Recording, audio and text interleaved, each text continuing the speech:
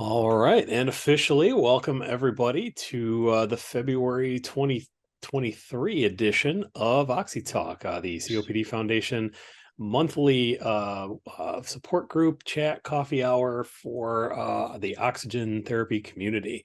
My name is Mike Hess. I am Senior Director of Public Outreach and Education for the Foundation, a respiratory therapist by training, and I'll be the moderator here today. We've got a couple other people on the call who are involved in our Oxygen 360 project because we're really trying to bring people closer together in the oxygen community, recognize that there are a lot of gaps in training and new devices and all that sort of thing. We're really working to improve that. So for February, our foundation-wide topic is getting the most out of your therapies.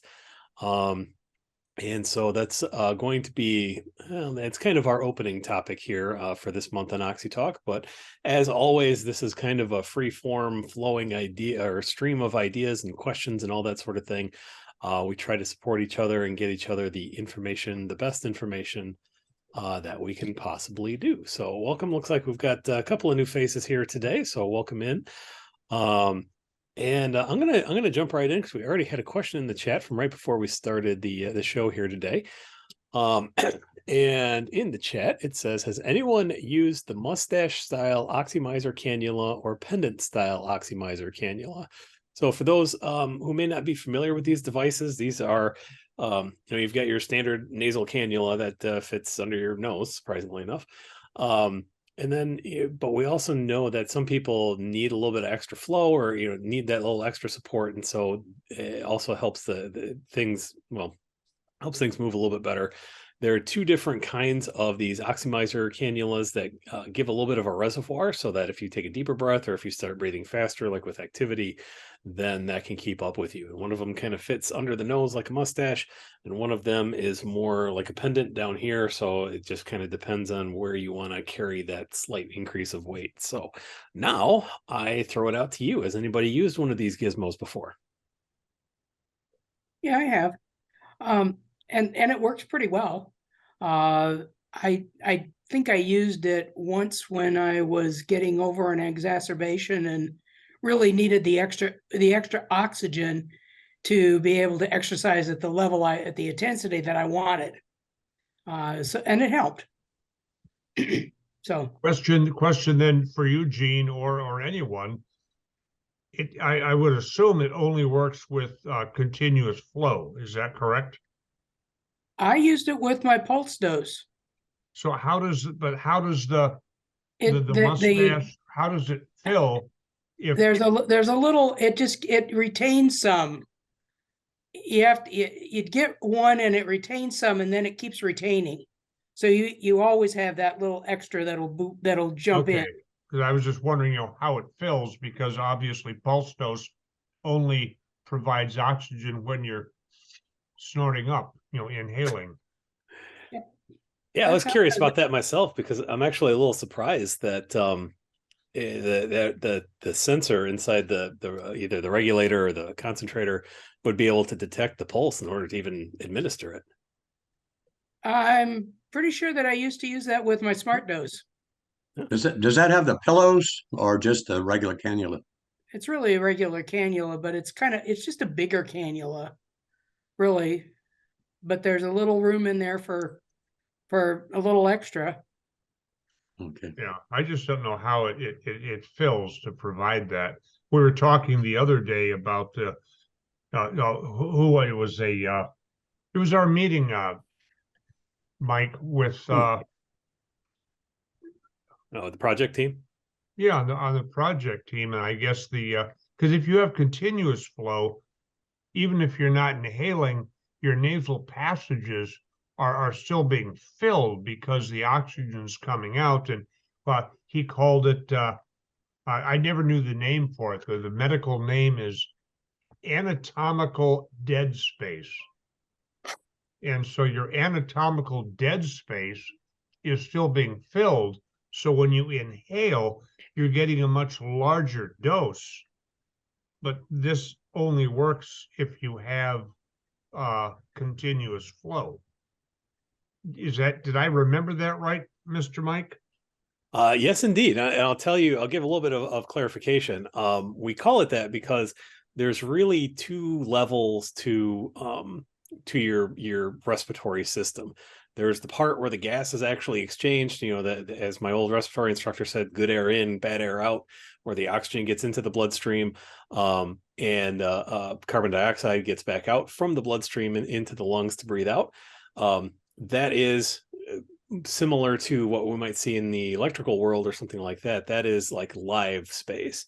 Dead space, on the other hand, is simply a conduit. It's the pipe. It's your trachea and your bronchi, your airways. We call that dead space because it doesn't do anything other than provide a channel. We can get into a lot of, there's anatomical dead space, and then there's dead space like if you're on a ventilator, that there's extra tubing there that we have to account for, all that kind of stuff. But yeah, the concept is, with continuous flow, your airways that aren't really respirating are still filled with whatever oxygen flow is coming in there, and it can kind of accumulate. And much like this reservoir, these reservoir pendants, or these oxymizers, it can also provide more oxygen, if you're breathing slowly enough and not flushing everything out, and so on and so forth. So, excuse me. So yeah, long answer, yes. All right. Oh man, We've got some new people, Mike. Can we yeah. ask them to do introductions? I'm always happy to ask. I know in the past we've had some people who get a little shy on us, but I would absolutely invite one of the new folks. Maybe this is your first time here, probably your first time here. Say hello. Let us know how you found out about OxyTalk, and then throw a question out there. Hi, my name Or is just say hi. Daybella May, and I'm new to the group. I found you online, and I'm just new at using oxygen. I just recently been in the hospital with pneumonia and was sent home on oxygen, so I'm learning. All right. Well, welcome. Do you have underlying COPD or something like that, and then you had the I pneumonia do on top? chronic Okay. bronchitis. Gotcha. Okay. And so you found out that you needed oxygen while you were in the hospital. They walk you around a little bit and kind of did all that kind of thing. They Gotcha. did. After we go through and meeting the other new people, I have a couple questions for Devella. So, but I'll wait. I'm just curious how she was sent home with oxygen. I think we could learn something from that, but I'll wait until the others have said hello. Sure. Who else wants to drop a hi in the chat, as the kids might say? Yeah, hi, my name's Larry. I live in Massachusetts. I've had COPD, emphysema for a long time, since 2006. I've been on oxygen since 2017. And I have my concentrator, and I have my bottles of Ox, so I go out. But now I'm using more bottles than I've ever used when I go out. And I did have a small portable battery operated unit, but I can't use it anymore. It doesn't give you enough oxygen. So there it is. Thank you. And yeah, I've been on a couple of different COPD groups. Okay. And that's how I heard about you guys. Oh, great. Welcome. Well, thank you. Thank you very much for attending today. And yeah, you bring up a really good point there that I just want to touch on before we get anywhere else. We see a lot of these portable oxygen concentrators out there that they're advertised as kind of a great solution for all these kinds of things. But hey, we also talked a little bit before about pulse dose versus this continuous flow. And if you're not familiar with that, continuous flow is kind of like, what you might have in the hospital or your home concentrator, where it's just kind of pumping out all the time. Whereas this pulse dose, you get a little puff on inhalation, because that's where most of the oxygen, that's where you're going to need it the most, or where it's going to do the most good as you're inhaling. But as Larry points out, sometimes you get to a point where, particularly if you're active and you're breathing fast or things like that, that pulse dose just isn't enough anymore. You need to have that continuous flow so that you can have the physiological dead space. There's that term again. We're going to teach you all of our $15 medical words through the course of these presentations. But yeah, sometimes you just end up needing that, and you have to advance past that. So hopefully, one of our other goals at Oxygen 360 at the foundation here is to try to improve that the portability of continuous flow, so that people can have that a little bit longer. So thanks again, Larry. And anybody else want to say hello? I'm Star Snyder. I have asthma and emphysema. Just had some dental work, so I'm talking really weird. But that's the reason. Well, I'll go back. I got sick in 2020 while on vacation in Florida, sinus infection, bronchial. Ended up in a hospital for a week, and they gave me oxygen. And of course, I failed a 6-minute walk test, so came back to my brother's place in Florida on all these tanks and gadgets and whatever. And although they were very kind to me, it just all new when I was recovering. But anyway, finally, after 3 months, I got able to come home to New Hampshire, and they dumped everything, a concentrator and all kinds of stuff at my apartment, and have been learning to use it. But as I got better, I really didn't need it. It's as needed. But they gave me also here in New Hampshire the Indigen 1 G3. And when I'm sick like this, I'll take it shopping with me. And I noticed it just wasn't enough. Pulse is hard for me. And that's why I asked about these devices, because I heard you get some extra oxygen.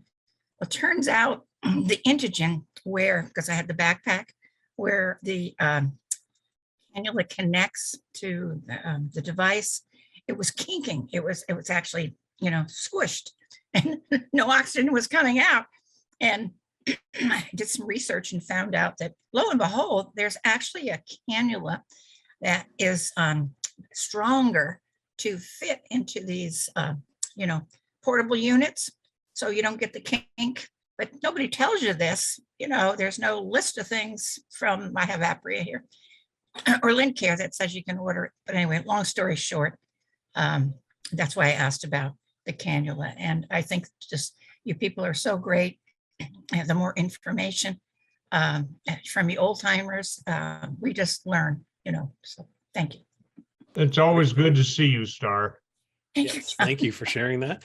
And you bring up a great point, and that was kind of our focus last month for OxyTalk was, what are the things that what do you know now that you wish you knew then, like when you first started out? Things like, getting a stronger cannula or things like that. So we always try to have some kind of, like I said, an overarching topic, or at least something to get us off the ground. And then we love to hear these stories and the sharing and all that stuff. So Joe, waiting patiently and politely with your hand up there. Feel like head of the class here. So what do you have for us?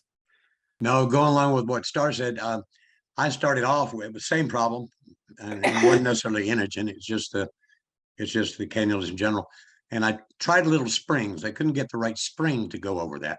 So I did my own little rig, and little strips of duct tape lengthwise in the direction of the tubing, around the tubing, not wrapping it, but going lengthwise up and down, reinforces the walls of the outside of the tubing, and it's been working great. And it's 10 cents, whatever. There you go.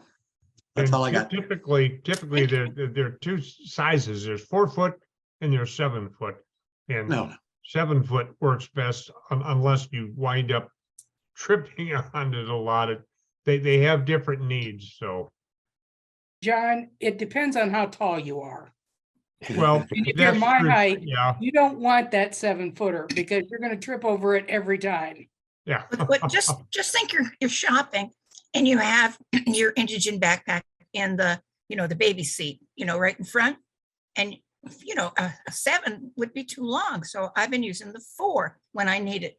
But it just kinked, the hose connection kinked. And like Joe had said, I'm going to try that duct tape. Yeah, just for clarification, those little strips of tape going up, it's only 2 to 3 inches at the most.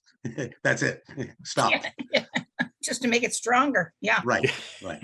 We don't need to armor plate the tube, huh? All right. At the risk of calling somebody out, because I know we only asked people that wanted to say hello, I'm going to call on John Torrance because I think he needs to introduce himself. He's a good friend of mine from the foundation. Oh, thank you, John. I'm normally on the bronchiectasis and NTM side of the house, but I have a lot of friends here on this page, and I wanted to check to see what you guys are up to and see what secret recipes you have. So just visiting today, and I always learn from Mike. So when he speaks, I listen. Thank you. You were too kind, but thank you. I'll take it.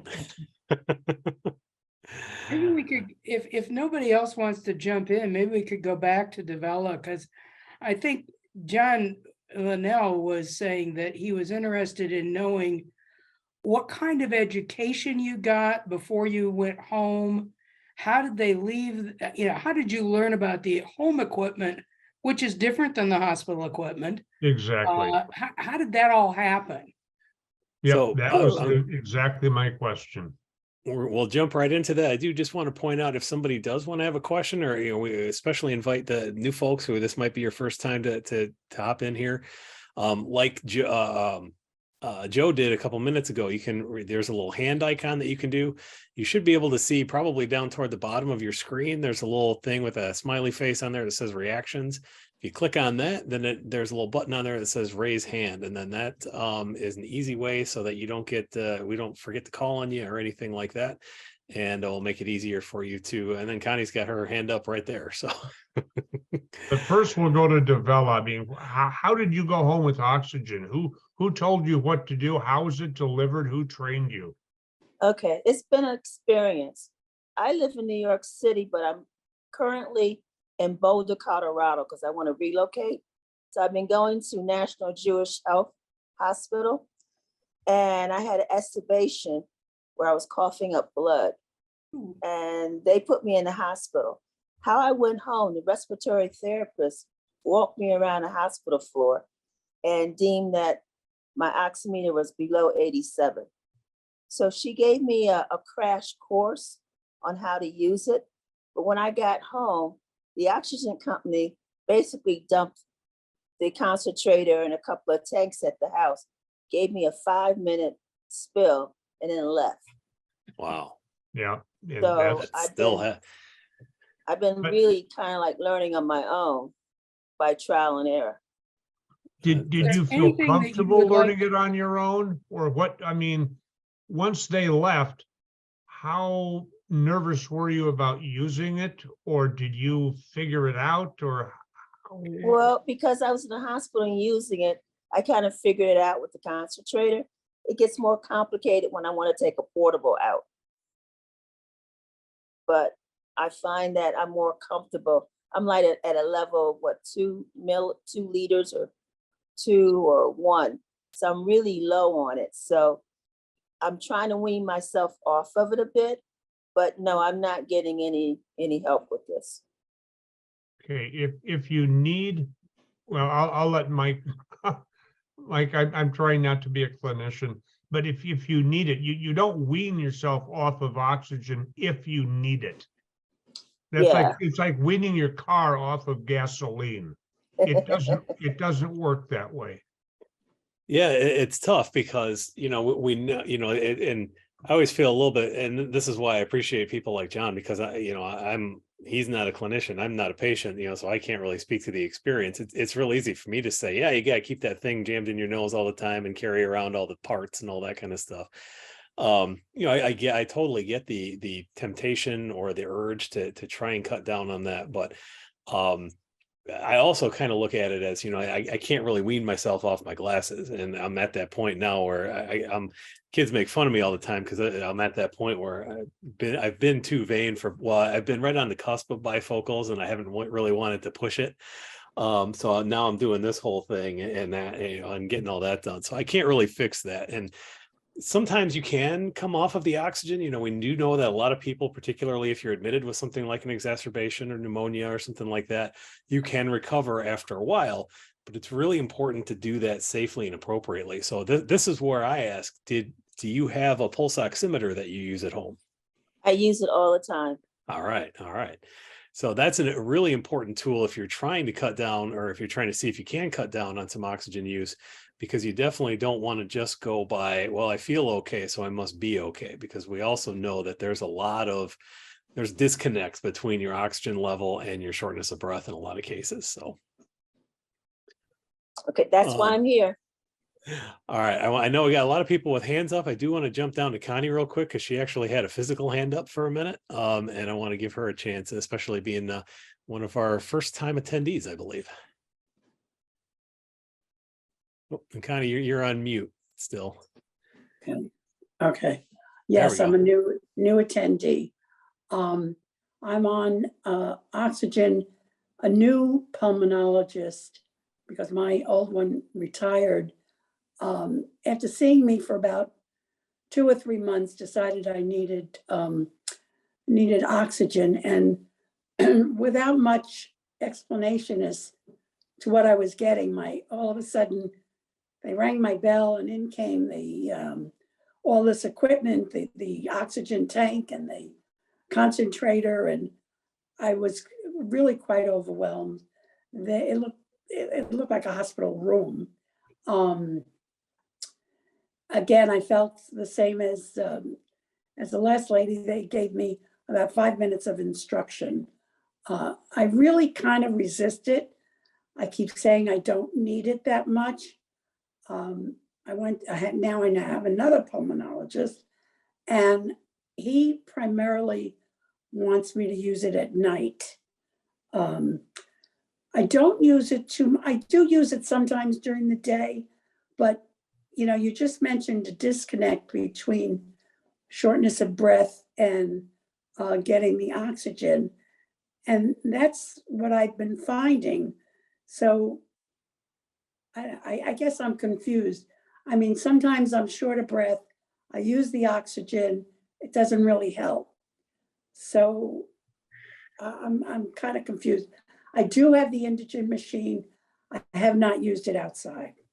Mhm. I think that's, I don't know. I think that might be vanity. That's That's what I was fair. gonna ask. I mean, you brought up a lot of things that I'll let Mike address, but when you said I haven't used it outside, my first reaction was, is it the stigma of not wanting to be seen? Once you do it a couple times, you'll wear it proudly. You can't stay home all the time. Wear it proudly. I'm tempted at this point to put my fellow foundation respiratory therapist Stephanie Williams, who's joining us today, special guest star, put her on the spot. Newly promoted, by the Vice way. President Williams. But yeah, from a clinical stand, or from a advocacy standpoint, John's absolutely right. And again, easy for me to say. I'm not the one with the thing in my nose. It's easy for me to say you got to wear it all the time. We know that's yet another thing we're trying to do with Oxygen 360 is try to reduce, have people understand that, this isn't a bad thing. This doesn't mean that you're contagious or anything like that. We want people to use the tools that they need to be healthy. From a clinical side of things, what your question about the disconnect between shortness of breath and oxygen is arguably one of, I would say, probably the top 5 questions we get, or top 5 comments we get on our social media channels. I see Stephanie nodding a little bit there. So, and it's important to remember that what I always remind people is your pulse oximeter is really good at what it does, but it only does one thing. It measures the amount of oxygen that is connected to the red blood cells in your body. There are a lot of things that can make you short of breath. Low oxygen levels are certainly one of them, but if you have, I saw Joe tossed in the chat for a minute. Sometimes a lot of people will hold on to extra carbon dioxide that can make you short of breath, or you have this thing called air trapping, where we know with COPD there's an obstruction with getting the air out, and so sometimes you've only gotten about 80% of the air you should out, and then you really have the sense to take another breath in, and so it's kind of like gradually filling a glass, and eventually you're way up at the top here, you're full, your oxygen level's still okay because you've got all that third tries the charm here, physiological dead space. We're going to throw that out there again. 3 of a kind. But you've got that oxygen reservoir in there, so your levels can stay up for a while, but you're wildly short of breath because you can't move any air. You can be short of breath from anxiety. You can be short of breath from, just a quick bout of activity, and then usually you'll recover from that. But sometimes it takes a little longer. Fear, temperature. I mean, there's literally a dozen different things that can make you feel short of breath, and your oximeter is only going to tell you one of those things. So we encourage people to, when you're feeling short of breath, absolutely check your oximeter. Maybe do a round of pursed lip breathing, where if you inhale, you sniff the flowers and cool off the soup, because then that can help keep some of those airways open a little bit longer and flush out some of that gas, and really kind of center yourself a little bit. There are a lot of things that you can do to help reduce that shortness of breath. And again, don't hesitate to put your oxygen on, because it's certainly one of the things that can help with that, but it's not the only thing. So, all right, hopefully that answers that question. But of course, feel free to ask a follow-up here. I'm not sure who's up first. Up first on my screen is Art Randolph. I don't know what the order of having everybody's hand up was, but we'll go with Art. He hasn't said anything yet. I just want to excuse me. I just want you to know that it sounds like that we all went to the same classroom with very little information coming forth in regards to the teaching and learning what to do with the excuse me, with the canisters and excuse me, our oxygen containers. I got little to nothing. The driver came in and gave me a 5-minute session, and I was supposed to know everything at that point. But I find out that after Joe introduced me to the different sessions that were going on, I found out I didn't know anything, really. And from the cannulas right on back, is there someone that is supposed to, aside from the pulmonologist, which it's like pulling teeth getting some of that information out of those folks, is there something that we can go through or find out about regarding the first use of oxygen? Boy, I wish I had an easy answer for you for that, because it used to be, it's my understanding. This was even a little bit before my time with the outpatient world of respiratory care. It used to be a lot of these durable medical equipment suppliers had a respiratory therapist on staff. Some of them still do, but that was kind of the rule back then. And so when somebody would go home and get their oxygen set up, you might have 5 minutes of, this is how it works. And then within a day or so, you would have a visit from a respiratory therapist, and they would kind of go through all of these things. But unfortunately, over the last 10 years or so, Medicare has made some interesting decisions about how they're going to pay for oxygen and oxygen equipment. And it's really caused a lot of financial fallout for a lot of these DMEs, and they've had to cut their staff, starting with some of the more expensive people like the respiratory therapists. And they put more of that burden on the delivery drivers who, again, just like John said, he's not a clinician, I'm not a patient, they're not clinicians either. They're not trained and equipped to, kind of guide you through the process, especially when you're scared because they're putting up all these signs about no smoking and flammable and all that stuff, and when you're already sick and all that sort of thing. It's just not their wheelhouse. So unfortunately, no, there's not a great way to go about that. There are a couple of resources, and I'm going to pull one up. I'm going to post the link in the chat here. Just go away. Yeah, I know. Okay, it's not secure. The gremlins are out in force today. That's weird. The website's not working right now. Anyway, I'll go in a different direction. We have some materials at the foundation that we can do, that we can provide, that are kind of an initial guide. Well, it's an initial guide to oxygen therapy. We call ours Oxygen Therapy Basics. And I'm going to paste that in the chat right here. There we go. You can click on that and download that. And that covers a lot of the real basic information. There is usually a website called youandoxygentherapy.com, but for some reason it's not coming up right now. So I'm going to have to talk with my friends over at ATS and figure out what's going on with that. But unfortunately, there really aren't a lot of other good resources like that. And that's something we hope to address, in the years to come. We've got our Impact Advocacy Day coming up in March. And oxygen is certainly a priority for us with that. Oh, well, we just needed Brandon's magic touch there. Thank you. For some reason, that was not, I was getting 404s and stuff. And I was like, why? They didn't tell me they were taking the site down. It's supposed to be there for years. Anyway, so yeah, this site, this has some animations. This has some videos from some familiar faces from this call, as a matter of fact.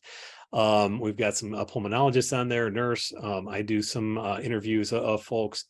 Again, it's meant to be kind of an introduction to it, and then we hope that groups like this can help take off more education, and again, tell you the stuff that you wish you knew when you first started. All right, Mr. Walsh, you have a small can of worms, I understand. Yeah, just a small can of worms, particularly for Davella and Connie. On your portable concentrators, I'm not an expert, but I think I'll have the backing of most people here. You've got to know that the number 2 on your home concentrator, or number 3, is no relationship to the digits on your portable. And that's all I've got to say. You need to do some research with your company, and take it away, Mike.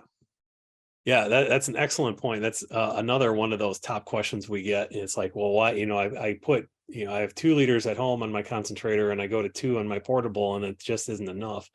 But I'm not supposed to turn it up or what have you.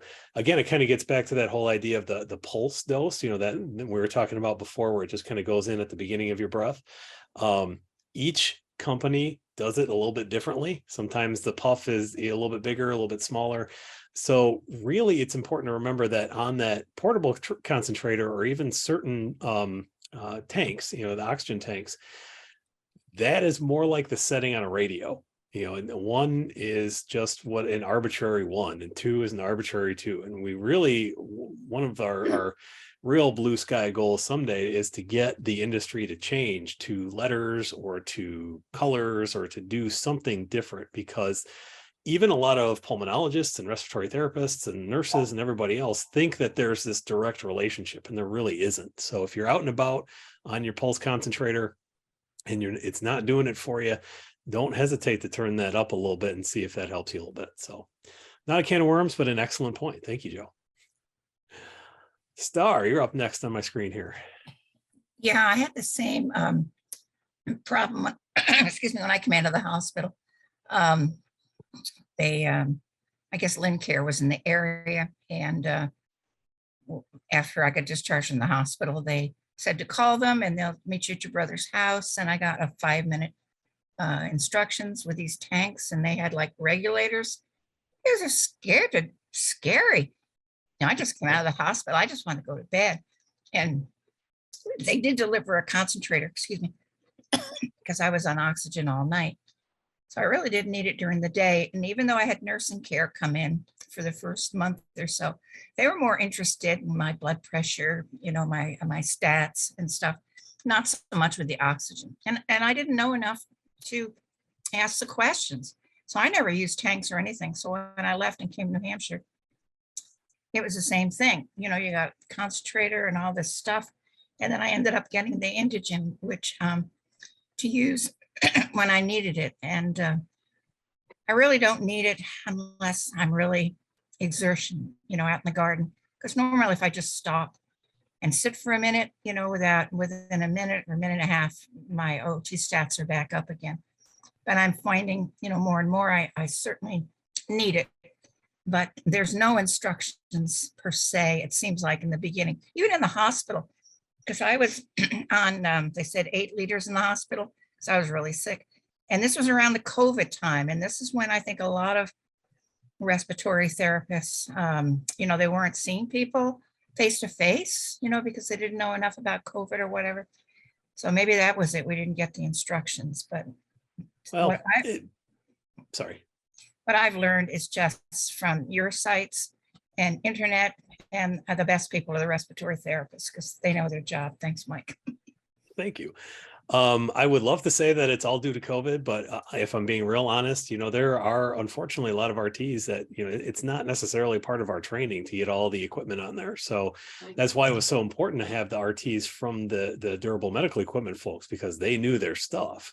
And so, you can have a delivery driver bring a machine to a hospital RT, and it's not a whole lot different than giving it to one, to one of you folks at home, because we're going to stumble around with it too. And like I said, a lot of people don't understand that whole, one is not equal to one and all that kind of stuff. So I would love to say it's just COVID, but unfortunately it's a problem with the system. And that is actually a side project that myself and Jean and John are working on with the American Association for Respiratory Care to improve the clinical practice guidelines surrounding that. We're trying to figure out where the evidence tells us, what is the best way to teach somebody how to use it? Is it in the hospital? Is it right after discharge? What kind of follow-up do we do? So we're hoping that's another tangible way we're trying to really make a difference in a lot of these issues. And I know I keep saying that, but it kind of goes to the scope of the problem and how badly we on the medical side have kind of let it get. So for whatever comfort it's worth, help is on the way. And next up, we go to Karen. Well, I was diagnosed in 2001. I went home and there was a knock on my door, and it was a DME, durable medical equipment company, with a driver, not an RT. The driver brought in a concentrator, stationary concentrator, some tanks. There was no such thing as portable oxygen concentrators back then. He put them in the living room and he left. So even though there was an opportunity for that company to have a respiratory therapist, they did not. So I got absolutely no training. And 2001, it was rather slim on the internet. I had nothing. So even though it was available, I didn't have it. And I did, as a lot of you have done, I searched, I Googled, I found an organization, a group called Efforts. I asked an awful lot of questions on Efforts, and thankfully there were a lot of members of that group who could help. So, it's been bad in many instances for a very long time. And I'm sorry, because I was not hospitalized. Ever. I've not ever been hospitalized. That was due to a visit to a pulmonologist because I was so very, very sick. So, yeah, and unfortunately, it was really more of a best practice thing than a real requirement to have the RT on staff. So it's unfortunate, but it was a pretty cruddy DME, I'd have to say. And I don't mean to jump in, Karen, but when it was dropped off. So yeah. How complicated was it for you to figure out, or did you have to join Efforts and ask your questions before you were able to use your home oxygen? No, I mean, there was, a paper attached to the home concentrator, and I read it and I figured out how to turn it on, and my husband figured out, and we figured out how to turn on the regulator on the green tanks. But, if I had not been married with a husband who kind of understood a little bit about dials and things, I don't know what I would have done. Right. Yeah. Thank you. Because I'm definitely not technical at all. All right, now we've got a pair of Jeans up next. Jean Orlow, you're up first. Yes, I was just going to jump in. My experience was very similar to the other folks who just had the stuff dropped off. However, the guy who dropped the equipment off did show me very specifically how to exchange the regulators on the tanks. And there's all the hype that goes on with those tanks and being fearful about, now I have oxygen in the house and I have to avoid those things. So there's learning how to use the equipment. But then there's also learning why I'm using this equipment. And I think those two things have to go together. I hear folks coming out and immediately wanting to use a portable. Well, maybe you can't. I mean, there's the understanding, and that's the piece about understanding equipment and the physiology is I might not be able to use a portable because for a number of reasons, and that really isn't our tea who could say why I couldn't, but as long as I could keep my oxygen sats up using the portable, I was good to go. But again, I think those two things, the equipment and the physiology, needs to be part of the whole education around oxygen. Actually, And rather glad to hear you say that. So I think the other piece of that is understanding why some of us with COPD need to use oxygen and some of us don't. Does it mean I'm sicker than someone else? Or, and I've done my own learning on that, but I think I hear people say, I'm not on oxygen now, but I assume in a couple of years I'm going to get there. Well, really? Some folks, the answer to that is no, but we don't. well, yeah, you're absolutely right, and that's something that we're really trying to get a better understanding of. There was a report that came out earlier this year, and I think Stephanie will get a chuckle out of this, from a group called the Lancet Commission on reducing COPD. And we've really there have been a couple other articles about it. The Gold group that does a lot of international COPD stuff. We've really looked at COPD for a long time as essentially one unit, one thing. Sometimes we break it up into emphysema and chronic bronchitis, but it's always, I mean, it's got one diagnosis code. It's just COPD.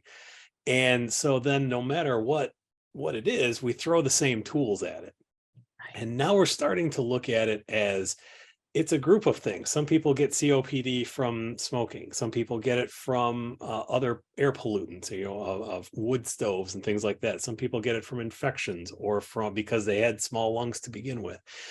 And we're starting to realize that a little bit more, and we're starting to see that we need to look at these different causation groups, or these different sources of COPD, and we really may need to adjust treatment. And then that's probably going to give us a little bit more insight on why some people get, why some people cough a lot, and why some people have the big air sacs, and emphysema, and that's often the people that need oxygen.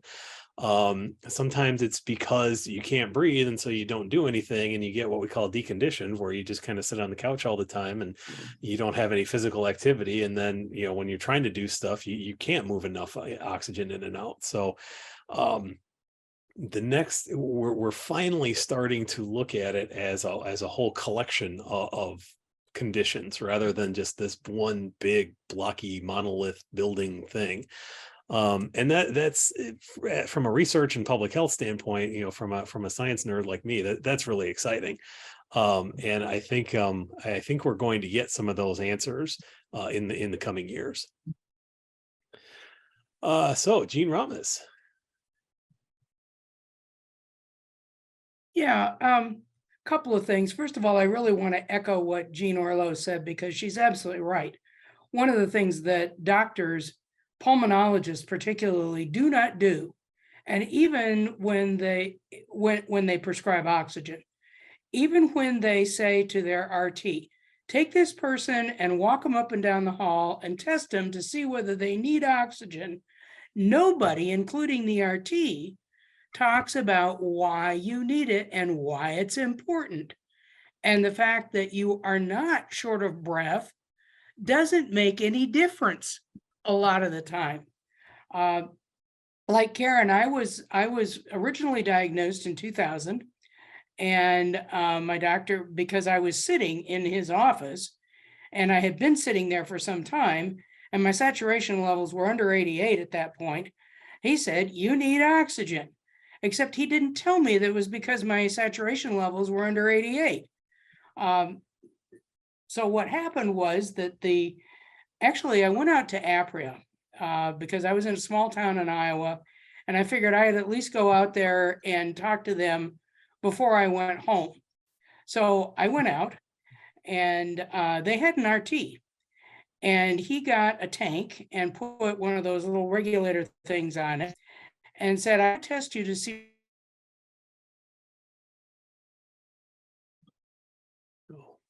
Breaking up on us, Gene. When I was out and about. So long story short, I ended up with a concentrator at home, a concentrator in my office, and small tanks for in between and other stuff. That was in 2000. And then in 2003, I did a whole bunch of things and managed to get off oxygen completely for about 10 years.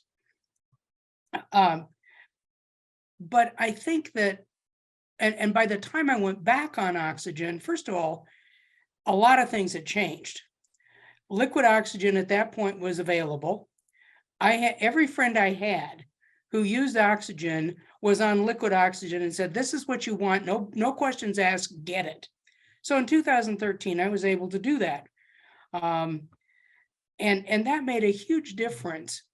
But even with that, a lot of the things that you learn is, first of all, if you're on a pulse dose, none of the liquid oxygen dispensers and none of the little regulator jobs that you use with tanks or any of the POCs, if you've got anything that has a pulse dose, unless you read the manual that came with the thing that regulates it, you have no idea how much oxygen you are getting.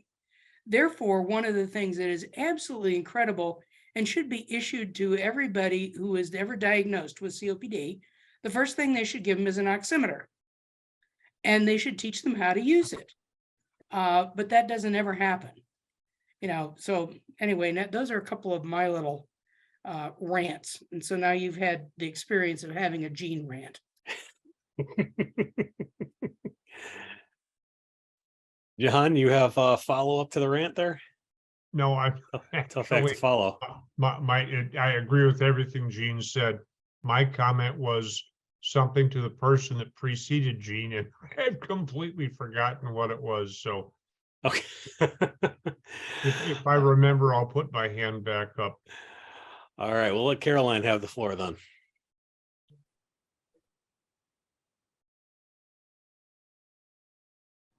Helps to unmute before you start to talk. I think it's Connie that I wanted to really speak to, and that is I'm not sure that she knows whether or not she actually needs the oxygen, and being short of breath is not necessarily a good thing to count on, because when I start to get short of breath, my oxygen's already down to 79.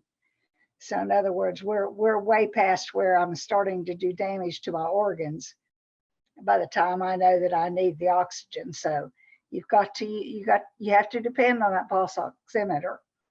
And also you can use, people may stare at first. I don't think anybody even pays attention to me anymore with it from where the places I usually go. But you can use that as a learning tool or as a teaching tool for those people. So yeah, that's what I wanted to say. I hope she knows whether or not she actually needs it from the pulse oximeter, not from whether or not she's short of breath. I use the pulse oximeter. Okay. But usually doesn't go down below 88, but I'm still very short of breath very often. So I don't, again, as he said, and I'm just learning. So it's not necessarily lack of oxygen that causes my shortness of breath. Yeah, I would definitely invite you to, we've got, like we posted in the chat earlier, we've got that oxygen therapy guide, but we've got a lot of other resources out there. Excuse me, both as booklets and as videos and things like that. It's kind of help with these breathing techniques and just all these other things that can help you kind of recover from being short of breath. Really explore our website, send us some email, and we can point you in a particular direction. Join our COPD 360 social, so you can kind of have this experience. It's like COPD Facebook, basically. A big community with I have it up right now, 55,419 people. So yeah, we're all ready to help you. So I want to let Louise have a moment here because she hasn't said anything yet today. So we're going to jump on that, and then again we're coming up toward the top of the hour. So if especially if you're one of our new attendees, please don't hesitate to put your hand up, and we'll get you in with the last batch of questions here. So Louise.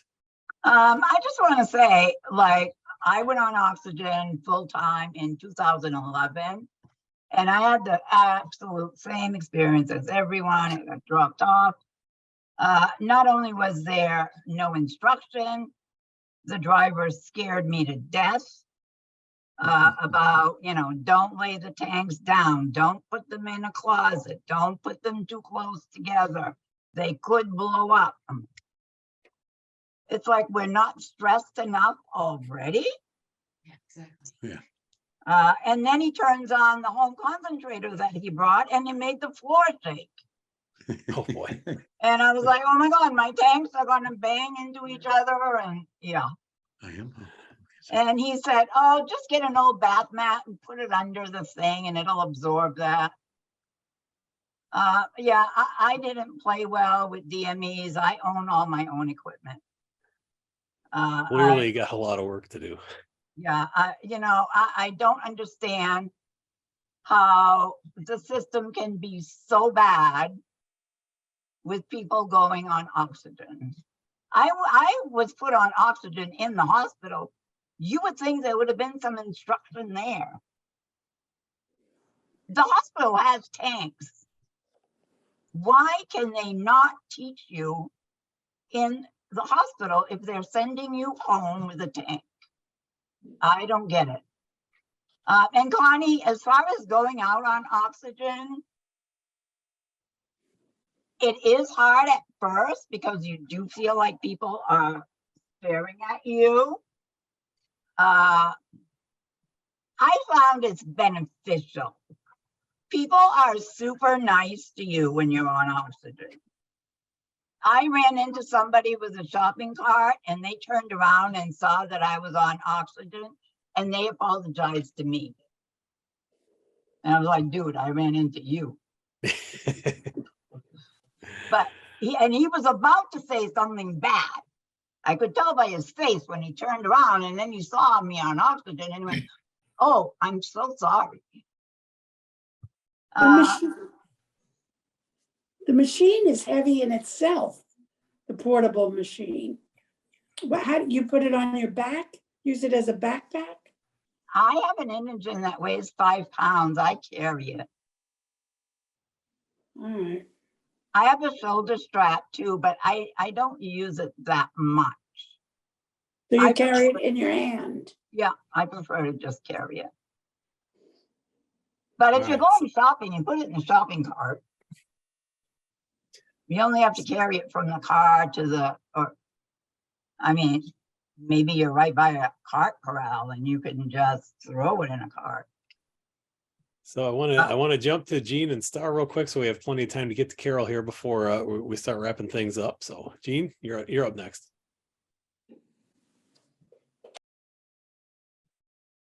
Thanks.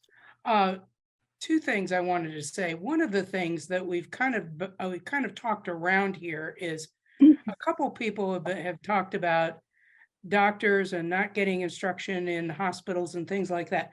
Louise, I think the hospital issue is a liability issue because they are not providing the equipment that you will actually use when you go home. I think that's the issue more than anything else. That's one thing. But the other thing is that do not, and I really mean this, do not ever make the assumption that your doctor, whether it's a pulmonologist or a PCP or an internist or an infectious disease guy, do not make the assumption that he knows anything, and I mean anything at all, about home oxygen equipment. They all know how oxygen comes out of the wall in the hospital, but they haven't got a clue unless you have a very unusual doctor. And there are some that really do understand oxygen, but they are really few and far between. And if you've got one, hang on to him because he is a rare, rare bird and you'll need his feathers. So. All right, Star. Yeah, I'll be fast. I just wanted to mention that I found that it's hard for me to wear a nasal cannula. My nose, nostrils are very sensitive. When I was in the hospital, they gave me an oxy mask like so. So you can imagine walking around the store with this, the kids, were staring. But I use it as an educational thing. And I found if, we're masking in the stores, if you put your mask on, it hides the cannula. People don't even know. And even when I wear the oxy mask, which I hate to outside because it makes it hard, it covers your mouth. Just a little for your information. All right, thanks, Star. And welcome to Carol. Well, thank you. Can you hear me? Yeah. Yes. Yeah. Okay. Well, I'm new to the site. I actually found it by accident just before. I didn't. I just turned my phone on and I saw this was going on. So, whoops. So I had two thoughts I wanted to share. When I first went on oxygen, not that long ago, about a year or two ago, I felt embarrassed. And I have an adult son who lives in Asia. And he said to me, Ema, he said to me, it's like wearing eyeglasses. Think of it as eyeglasses for your nose when you have a cannula, or like wearing, having a cane. It's a cane for your nose or eyeglasses for your nose. And I've thought of that.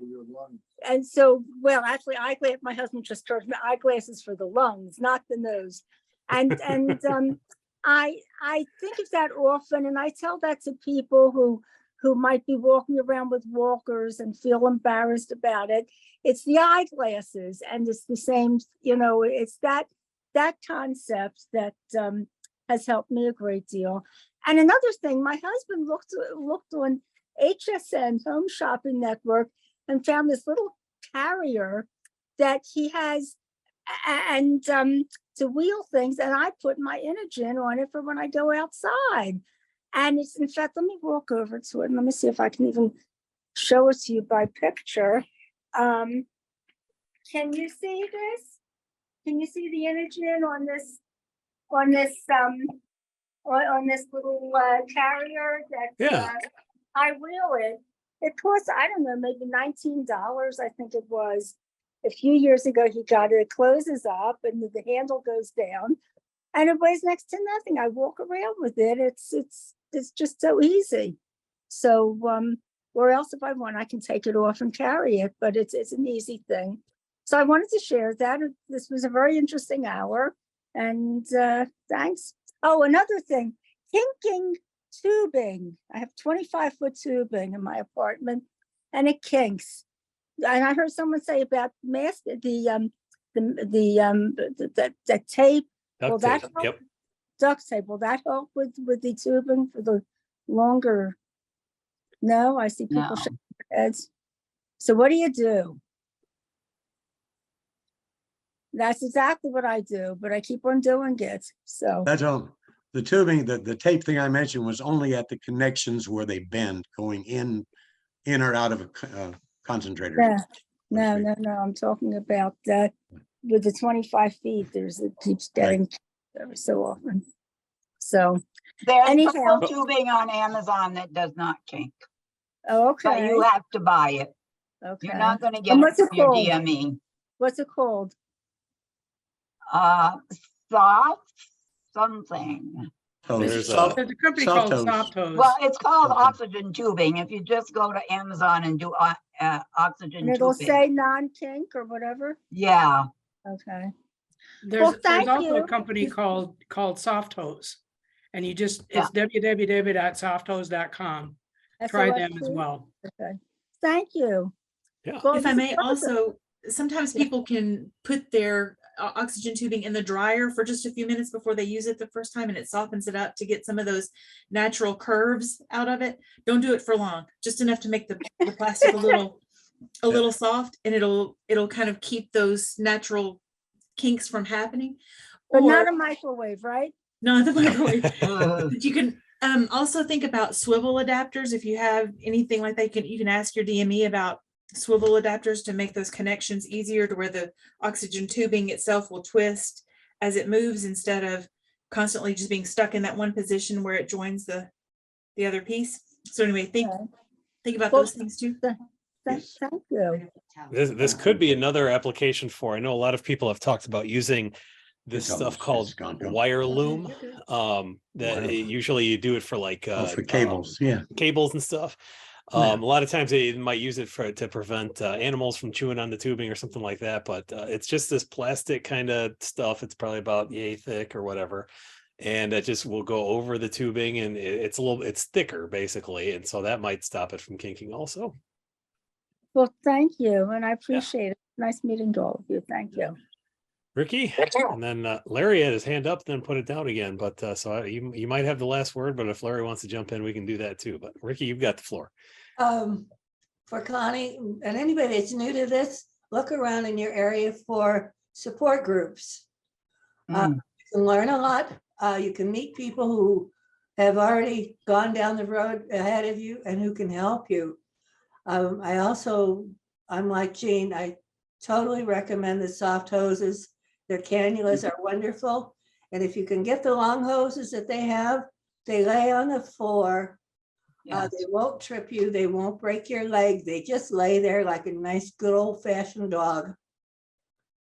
That's all I got to say. We're gonna have these recorded and accessible. We need to we should see if we can get a sponsorship deal like a proper YouTuber. Get soft hose on. There we go.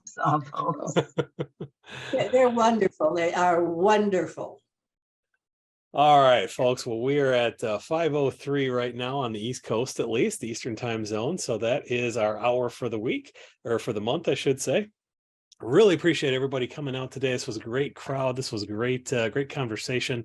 Invite everybody who came out today to come out again next month. We do this every second Wednesday of the month at 4 o'clock Eastern time. You should get another reminder. Hopefully, we're working on that still. Zoom sometimes does that, sometimes it doesn't.